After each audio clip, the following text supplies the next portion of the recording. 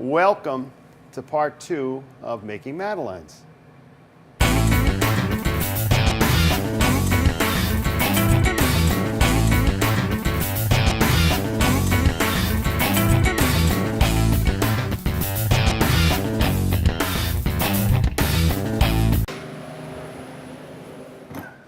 We have 2 minutes.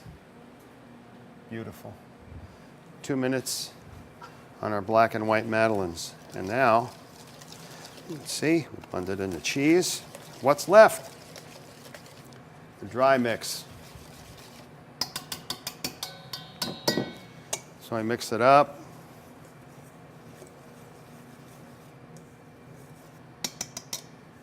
Little at a time. We'll probably maybe a third of the mixture.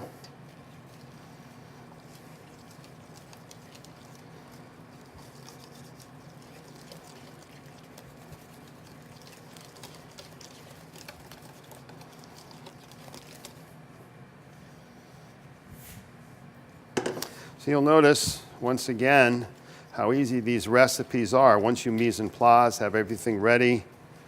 I'm not sure whether you would try 4 recipes at home at one time, but yes, you can do it if you have enough appliances and utensils for it. And you can see, I didn't use, the only thing I used early on was the immersion blender. But other than that, everything can be done with just by hand. Now, as you can see, this batter is getting very thick. Once again, it's easy to scoop up. Here we go.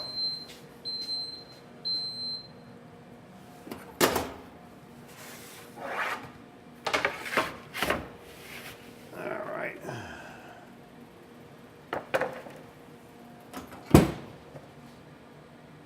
Perfect. Okay, remember how they were going in? Same thing, just like the lemony Madeleines, okay?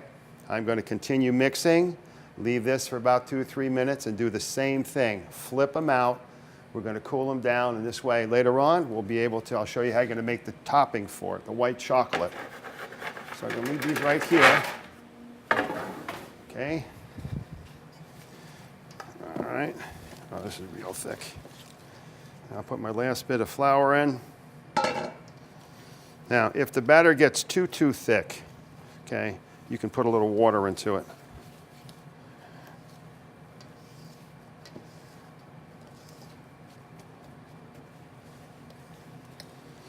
Yeah, so I'm going to put a little water in. There we go. Just a tad will loosen it up. There we go.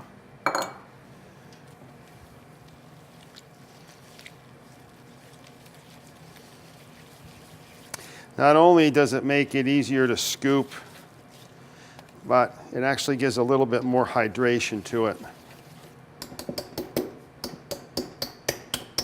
Now, you could probably use a spatula as well if you like, but I want to get a good blend. All right, there we go. Now, once again, I got my scoop. Cleaned it out. Just want to wipe it off, wipe it out. Remember, we filled these with butter and cheese, but once again, before, let me flip. Yeah.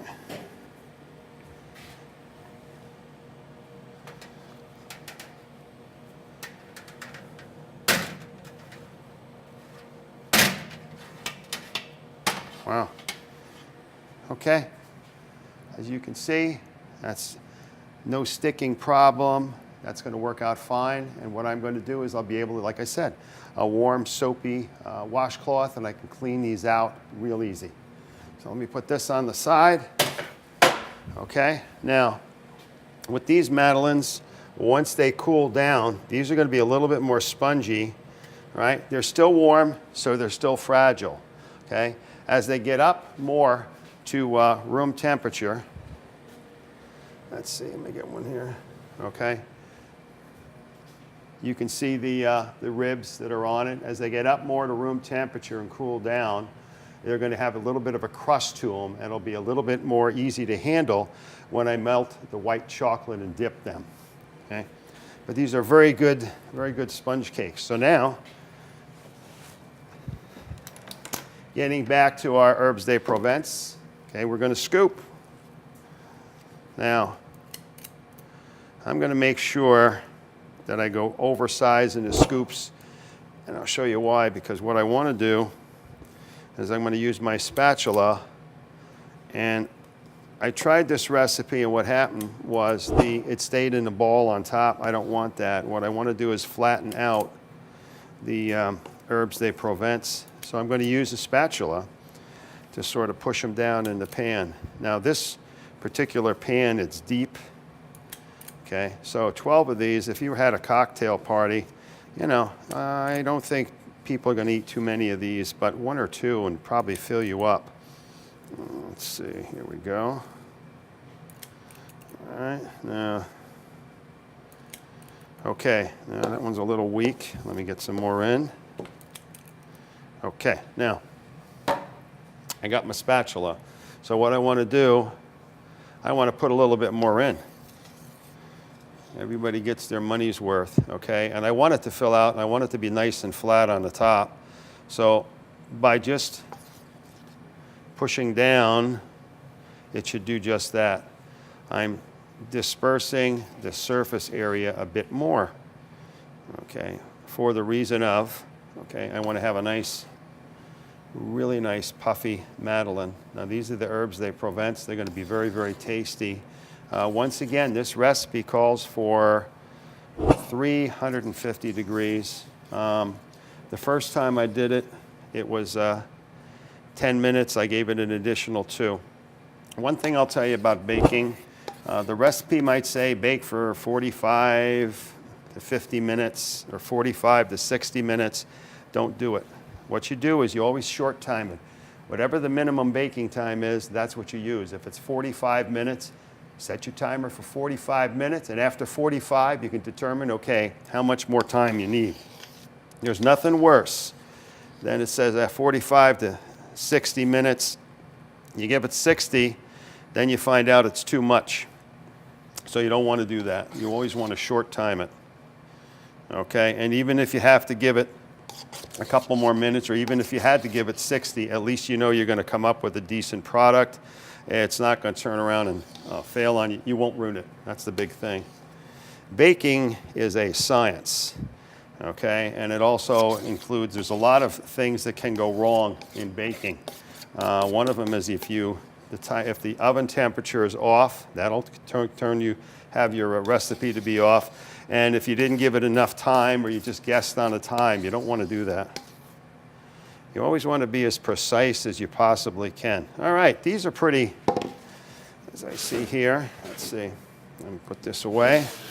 All right. Now, right now, these, I want to just flatten that a bit, okay? So once again, what we have here, okay, herbes de Provence. I got them in the pan. We had butter, we had cheese, and we had our filling right on top. So now that's what it looks like going in. And this goes in the 350 degree oven. All right. And I am going to give it 10 minutes. If I have to give it some more, I'll just do that on the way out. That's all. So we've got 3 out of 4 recipes. What's the last one? Brie-stuffed Madeleines, okay? For that, okay, it's going to be the same thing. We have rosemary, butter, melted eggs, 3 Greek yogurt, Parmesan Reggiano cheese, and we're going to have 18 pieces of Brie cheese that we're going to remove the rind before cutting. Now, I have 2 different items here, and I'm going to bring this back, bring my cutting board back, okay? This is a cheese cutter. Okay, and it has wire, it's a wire cheese cutter, and as you can see with the 3 different wires, there's 3 different thicknesses. This is an apple core, okay? Now, I just figured, hey, how can I cut the pieces? I can use it with a knife, but no, I want to be more precise. So what I figured was, I could just punch out pieces, and that's what I can use. Once I put my batter in my thick pan, I can just put the piece, and I'm put half batter, the piece of cheese, then the rest of the batter. It should puff up with the cheese inside, okay? So I got Brie cheese.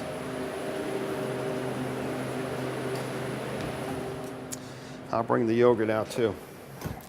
Now this is triple cream Brie cheese, which means it's pretty darn good stuff, best if used by 320.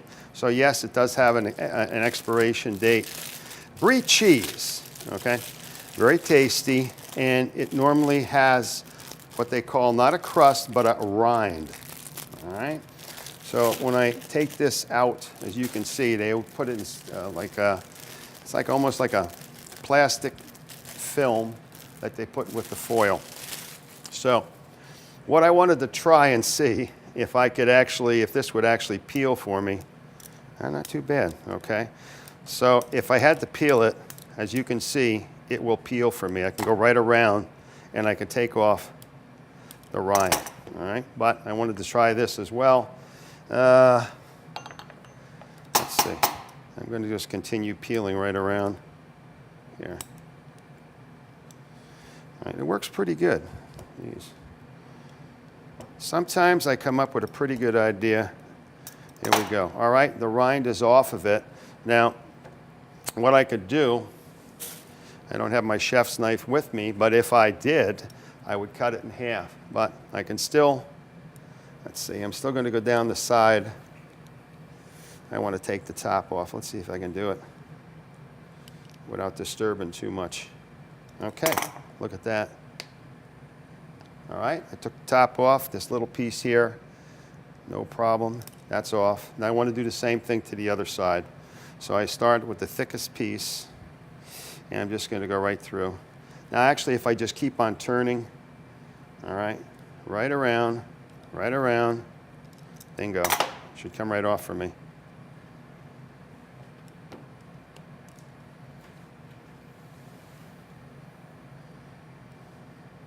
Okay. So, get rid of the rind.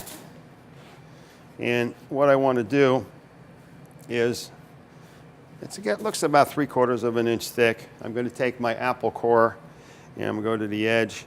All right, as you can see, that's what I'm looking to do, and I will push it out. That's easy enough, watch. Okay, I can get different pieces if I keep on pushing down. All right. It's going to come apart for me, so that won't be a problem. I can get this out. If I had a, let's see, here. If I had my knife, my paring knife, I could cut it, but in this case here, for our purposes, I'll have enough cheese, I'll be able to put in the molds, okay? So, let's put this on the side. All right, get rid of the container. And now, in a small bowl, once again, we're going to whisk together the flour, baking powder, salt, pepper, and rosemary, all-purpose flour, 3/4 of a cup. So let me get my handy-dandy cup, wipe it out. We have 6 minutes. Beautiful. They're rising up very nice. Okay, so we need 3/4 of a cup, all-purpose flour. There we go. All right, 1.5 teaspoons of baking powder.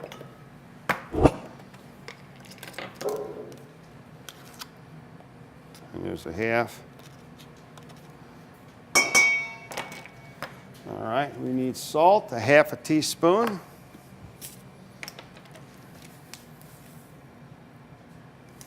That's in. Let's see what else. Black pepper, 1/2 teaspoon.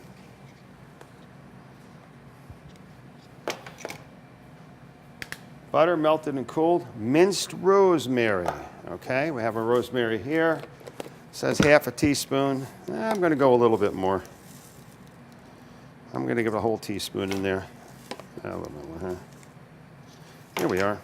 Sometimes if the spices, after a while, this has been on the shelf, let's see, just about 2 years. So it still has aroma and fragrance, but I just want to make sure, okay? So I'm going to put a little bit extra in, all right? Okay, melted butter, eggs, one at a time, whisking after each. So once again, here's our dry ingredients. Now here, is going to be our wet ingredients. Okay, what do we need? 9 tablespoons of butter. So once again, that's 4 ounces or a little over 4. So we're all set with that. Let me get the butter, put that in. Now, the butter itself, it's still liquidy, so I don't have to heat it up. So I'm going to put that in. Here we go, butter. Now, one of the things about using butter, I'll tell you the truth, there's no such thing as too much butter, unless you really, if you double or triple it. But for the most part, you can put some in. It is going to add flavor, okay? So our butter is in. So once again, in. Rosemary, milk and cooled, okay? And to that, we're going to put our last 3 eggs. Now. Okay, and we have 3 minutes to go before we start checking our herbes de Provence. Okay, 1, 2, 3. 3 eggs in, okay. Mixing cup away, quick wipe. And here's my 4th whisk. Break the yolks, mix up, butter. See, once again, it comes together rather quick. That's just what we want, okay? All right, now, there's 2 different ingredients, or 2 more we have to put in. We need a 1/2 cup, okay? A 1/2 cup of yogurt, which is going to go in right here. Beautiful. Whisk that in.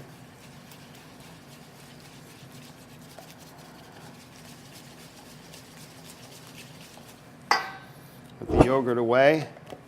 And we need 4½ tablespoons of Parmesan Reggiano cheese. Yeah. So once again, here's our tablespoon. Okay, 4½. Here's 1. Here's 2. There's 3. There's 4. Let's make it 5. Put this away.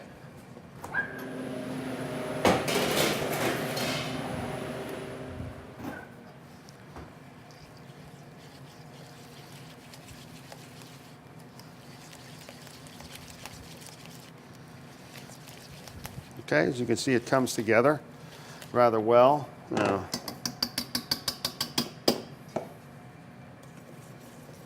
here's our dry mix, a little at a time. Once again, we want to make a batter that we can scoop out.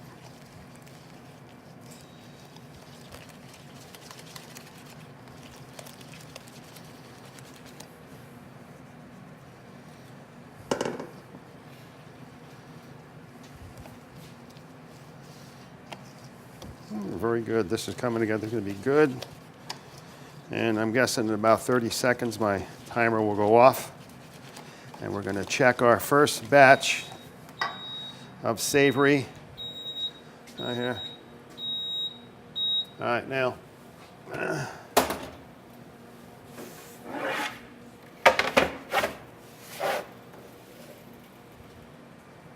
I'm just going to move these to the side for now. Okay. Now, as you can see, all right, I'm going to give them another minute because I want to get a little bit more firmness, okay? They have a wonderful aroma, but you'll notice how the top stayed flat because when I used my spatula, I kept them this way. Why do I want that? Because when I depan, this is going to lay flat for me and the other side is going to have a nice scallop shape. So we're going to give it another minute in the oven.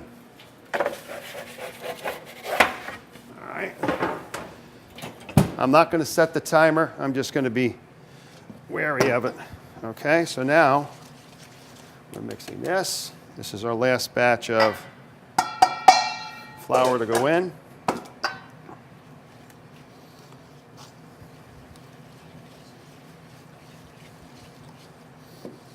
Now, once again, if this batter gets too thick, don't be afraid to put some water into it.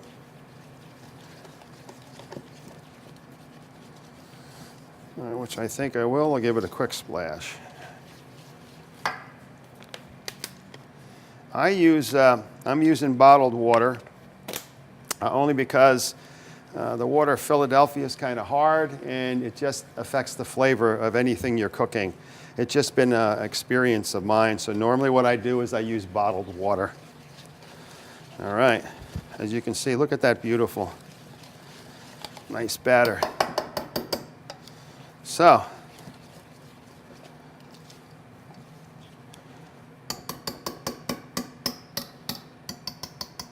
get rid of the whisk. Okay, I'm gonna, okay, I can get my, wipe off my whisk. Beautiful. All right, all set to go. But before that, I'm pulling out the Madeleines. Yep, the savory ones. But before, these have cooled enough.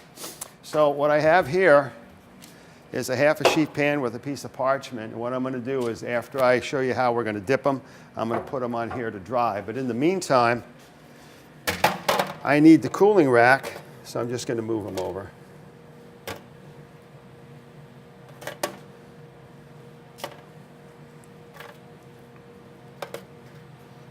There we go.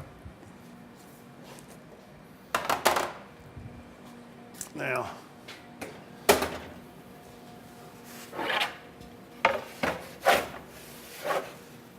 okay. As you can see, they're a lot firmer, all right? So, once again, about 2-3 minutes, and they should pop out for me. All right. Okay. In the meantime, I get my pan. I got my butter. And I'm going to go ahead and butter my deep pan.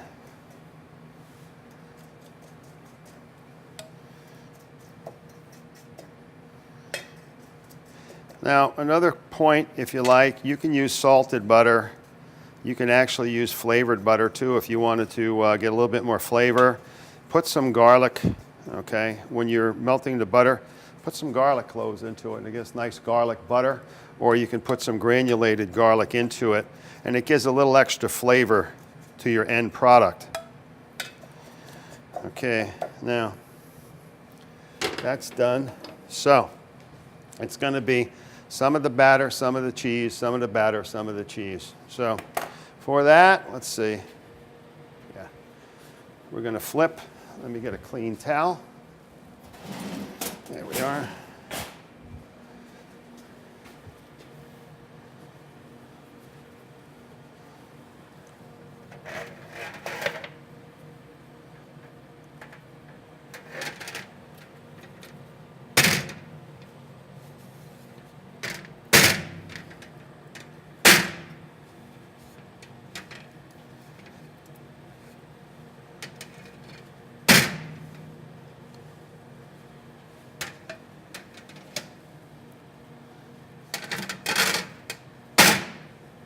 Perfect.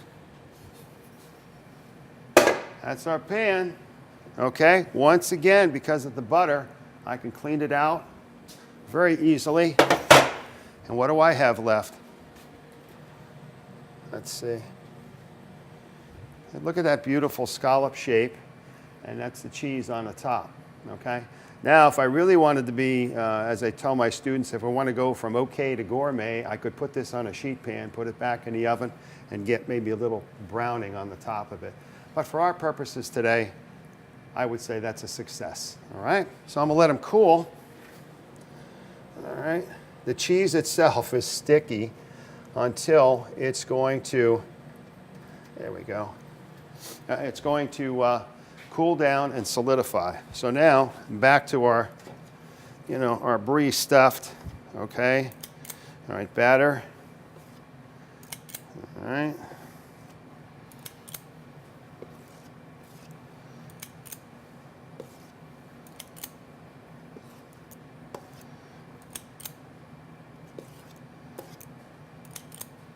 Now, one thing I should say, if you make these and you make them too good, you might get a lot of requests to do cocktail parties or get invited over to people's house for dinner and say, oh, by the way, could you bring an appetizer of? So what you want to do is you want to make them, but you don't want to make them that good. Make them good for your family, but maybe not your friends, because then the next thing is, they'll be coming over saying, oh, by the way, could you bring?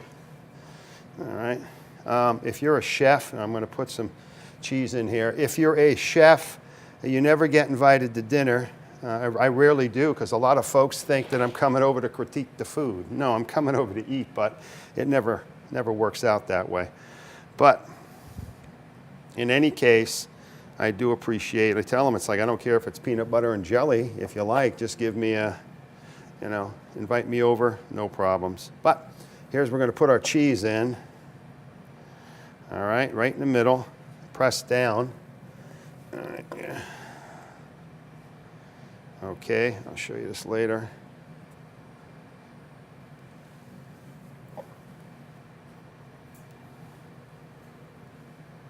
There we are.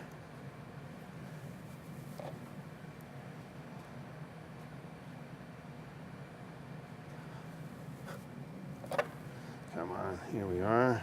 Let's see, one more. All right, now, top them off. Now this batter is a little bit more pourable than the herbs de Provence. So in this case here, I know it's going to, I don't have to use a spatula. I know it's just going to, it's going to lay down real nice for me. Now the brie itself is going to sink right into the batter, all right? So I had contemplated, and I probably will try this recipe, instead of using the rosemary, I could get some cheese, but I want to make this with some brie. Usually there's a appetizer, baked brie with a raspberry jam. So what I want to do is try this recipe again, make it savory, but I'm going to put a little bit of raspberries into it along with the brie cheese, and I think that's going to be, I think that'll work out rather well. Flavor, it's wherever you can interject it into the recipe. 9 times out of 10, the techniques always stay the same. The only thing that's going to change are the ingredients. Hence, that's why a pound cake and the Madeleines have the same ingredients, yet different proportions. One's going to be nice and spongy, and the other is going to be a regular pound cake, a little thick, all right? But that's the only reason why. Now, I got to come up with a little bit more. Here we go. Here. Okay, once again, this recipe is for 10 to 12 minutes at 350 degrees. So let's get this out of the way. All right, once again, here it is going in. Let's see what it looks like in 10 minutes.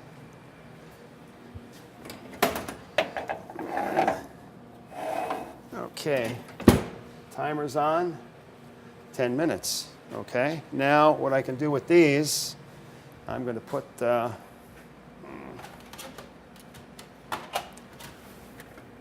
I have some plates, and what I want to do is with these appetizers, they're going to look good on the plate. I don't have to do anything else to them. So just for my purposes now, because I need the cooling rack, I'm just going to put the herbs de Provence on this.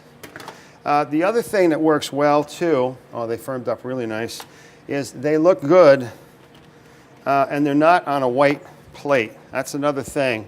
I mean, a black plate like this is going to show off, all right, the product itself. The other thing I could have done was maybe if I did use a white plate, I could have put some lettuce, some other green color to take away from the white, or maybe some tomato, some other color that would be like a garnish on the plate. So anyway, as you can see, here's our herbs de Provence. I popped these out of the pan the same way I did the others, okay? Even though it's deep dish, I still waited 2 to 3 minutes, okay? But I wasn't stingy with the butter. It's real important. If you don't use enough butter, or if you choose to use pan spray, make sure you use enough. Otherwise, it's going to stick, and then all your effort, hard work, went to naught. Okay, so now you can see what they look like. You can also see, look at that nice sheen of the cheese. These are going to be really, really tasty. In fact, if I were to do these again, I might even put something, maybe not some cheese, maybe some meat or something that I could put on the inside though. But they smell, you should be here, they smell very, very savory. So it's going to be good, and I'm sure whoever tries it, they're going to enjoy these. So let me put these on the side. Now, okay, while I'm waiting, we have 8 minutes for the last batch of brie. What I want to do is I want to put my cheese back in the refrigerator. Yeah. Okay. Remember I said with the Madeleines? Now, you can dust these if you like on a plate, but to me, then the plate would get messy with the confectioner's sugar. I have confectioner's sugar, and like anything else, after a while, if you hang around on, either late night TV and the shopping networks, or if you're on Amazon and you always pick up these little things, say, I gotta have it. And look at this. This, okay, all right, is called a sugar wand. All right, I can use this for cinnamon sugar. Okay, how it operates simple, I just open it up, okay, load it up, all right, close it up, all right. Now what I can do, now the reason I put it on a cooling rack is because I'm not going to get sugar. I can lift these up and I can put it on the black plate, and you're not going to have sugar all over the black plate. So all I have to do is make it rain powdered sugar, okay, and I could use as little or as a lot as I want. All right, now the powdered sugar itself, it adds accent and it adds a little flavor. Okay, can I dip these in icing if I wanted to? Sure, but you're going to find out these are lemony sweet enough. You really don't need that. Okay, if I run out of powdered sugar, I just reload, and here we go. Just like that. So if you're in the market for toys and you need something for your baking repertoire, you want to get yourself a sugar wand. All right, I'll put that on the side for now. Okay, let me get another plate up. All right, okay. Now when I put them on the plate, you're going to see what I would do is I'd put them right around the edge, maybe one or two in the middle. Okay, but they're going to look nice. Would you serve them this way? Sure you could. Now, what else, thinking out loud, what else could I have served with these? Maybe I could have had some candied lemon peel in the middle, just as an accent, okay? A lot of times in the culinary world, you want to be able to eat your garnish. So if I candied up some lemon peel, sure, they could eat that. But it would look nice, a little lemony, all right? And like I said, it looks good when you just have the Madeleines themselves and you don't have a lot of powdered sugar all over. But me being a mess, here we go. Now, a couple more pieces. So I'll put one way, one the other, all right? We'll put this on the side. Okay, 5 minutes to go on our last batch. There you go. Edible flowers. You want to put a little bit more, if you wanted to put a little bit more to it, garnish, a little bit more color.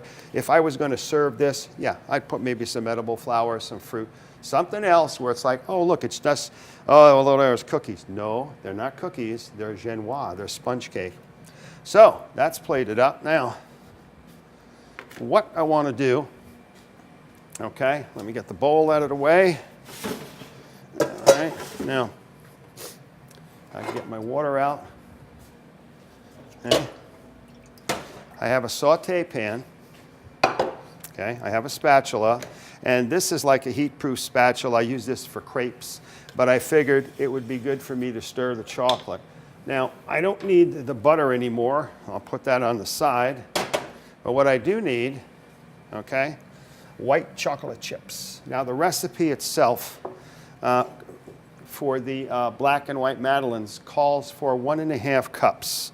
It just so happens that the bag happens to be 2 cups. And this was regular white chocolate chips for baking that you would buy. Not to be confused with white chocolate that you eat, okay? It won't stand up in any recipes. These are treated a little bit more when they make it, so if I were to make some chocolate chip cookies out of these, they won't fall apart and break down. They won't melt. They'll stay within the cookie. So,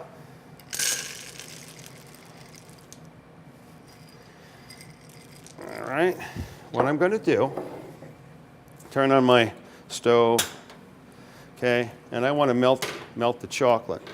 Now, the one thing I love about this stove is I can adjust the heat as opposed to the other one I was using, the other single burner. This one's a little bit better, so I want to melt the chocolate, all right?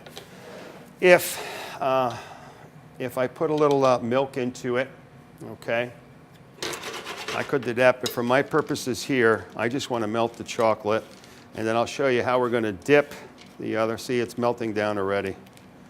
All right. Doesn't take that long. Takes maybe 2-3 minutes. Once I get it melted, all right. If I put milk into this, I would be making a ganache. Now, if I were to make a ganache out of this, when I put the milk into it, I don't want it to be too thin, because when I dip my chocolate Madeleine into it, I want it to stick so I can pull it away and just turn it upside down. If it's too thin, it's going to drip. It's never going to dry for me. And that's something where it has to dry for me. So this way, if I put it on a plate, it is going to turn around and it'll stay in one place. And as you bite, it's like icing on the cake. The icing doesn't fall off the cake. It stays there with every bite you take. And you want the same thing to happen with your Madeleines. So here, okay, we're melting it up very nice. I think what I'm going to do is I'm going to add the rest of the chocolate, just so we have enough. Okay, now, to revert back to the black and white recipe, melt the chocolate until it's smooth and warm, and then we will dip, okay? I'm not going to put any milk into this. Up. Here. Wow. Okay. All right. Okay. All right. Here are our Brie-stuffed. We're about 2 minutes out. It's starting to come out here a little bit, but as you can see, they puffed up very nice. Once I invert them on a pan, they will settle down a little bit and they will go flat for me. So I'm going to give these another 2 minutes in the oven.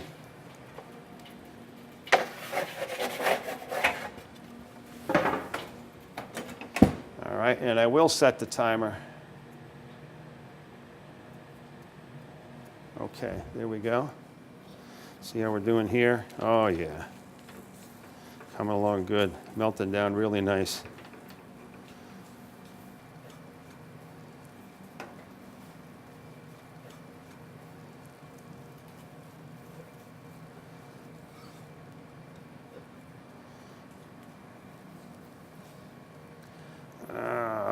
What I don't want to have happen is going to burn on me, so I think what we're going to do here.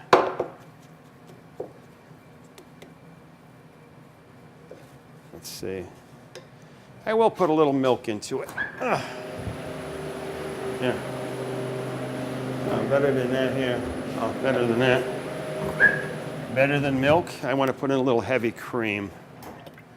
So we'll get that, and that should thin it out.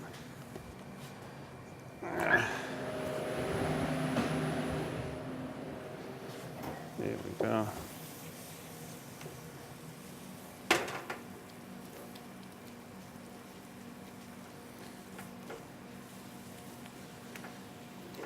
All right. That should melt down real nice for us. All right. Intermittently on and off the heat, that helps as well. Now, another thing I could have done with the chocolate, instead of direct heat, I could have had like a double boiler. So, lesson to be learned next time, it's probably what I'll do instead of direct heat. Because this way, I don't want to take a chance of burning my chocolate. So we should be able to recoup this. All right, the heavy cream, and we should be able to have enough, get this smooth enough where we can dunk in our chocolate Madeleines. All right, here we go. Let's check our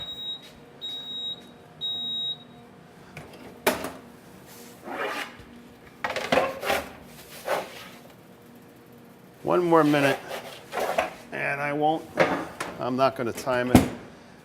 I'll just continue cooking this and be wary of that. There we go here. Nice and creamy. So you can turn the heat up a bit. There we are. All right, we're going to get it smooth. It'll be warm enough, and we'll dip a few. All right. So, lesson to be learned next time, if I'm melting chocolate, I'm going to use a double boiler. I'm not going to put it over direct heat, and it'll be better off. This will work, but then again, you don't want to go through drastic measures or anything else. You want to have it right the first time. So, lesson to be learned, you know, all chocolates should be melted the same way, not over direct heat. All right, now, okay, here's our white chocolate.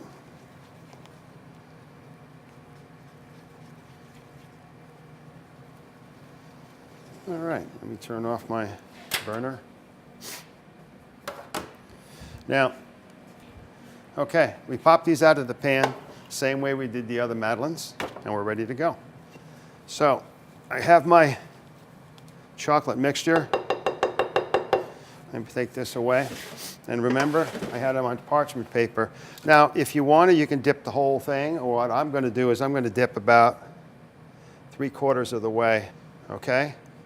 All right, there I go. See how I just put that down? Same way over here. Look what I'm going to do. All right, it's sticking, which is good. It is not the icing itself, the chocolate. It's not too thin. I can get a nice grip on it. All right, and once again, I'm going to do all of these.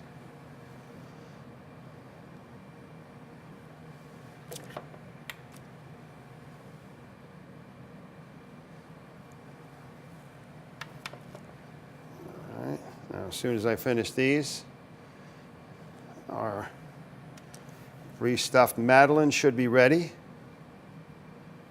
All right.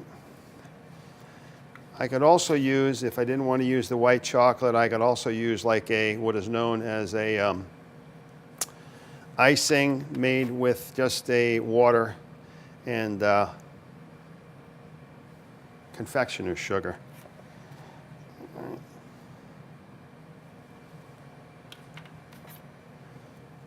Let's see.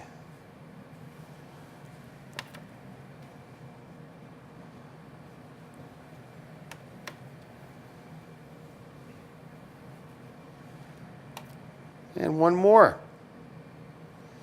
Okay, now let me put these on. That's what they look like. So what I'm going to do is just put them on the side, and the icing is going to thicken up for me right on the cookie. If I wanted, I could also put those into the refrigerator. So now, back to our other products in the oven, the Brie-stuffed Madeleines. Okay. There we go. As you can see, they're firmer. Okay, we're going to let them cool for about 2 or 3 minutes.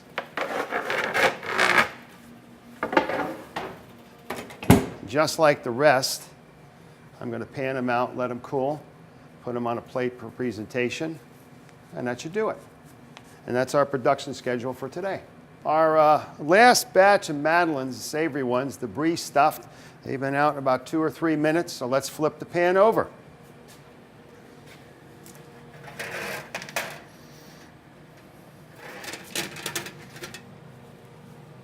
Wow, look at that. Once again, one shot. Okay, and you can see how clean the pan is, so it's going to be nothing stuck, which is good. So, let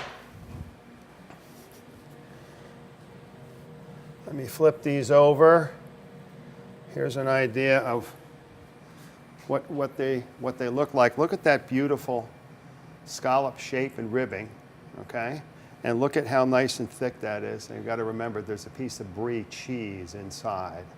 So what we're going to do is let these cool, and I'll show you how we're going to plate them up. So we have 2 more items to plate up, so let me get plates. Once again, the product is going to look good offset on these black plates. So let me go get let me plate up our Madeleines that are stuffed with brie cheese. Okay, I'll put them on a plate. Once again, if I wanted to get a little bit more color to them, I could put them on a sheet pan, and I could put them in the oven for a little bit more color. Okay, so there's our Madeleines with the brie cheese stuffed. Okay, now remember we had our black and white Madeleines, so let's plate those up. Okay, one, you can see they turned out very well. The icing, the chocolate stuck to it rather well, which is good.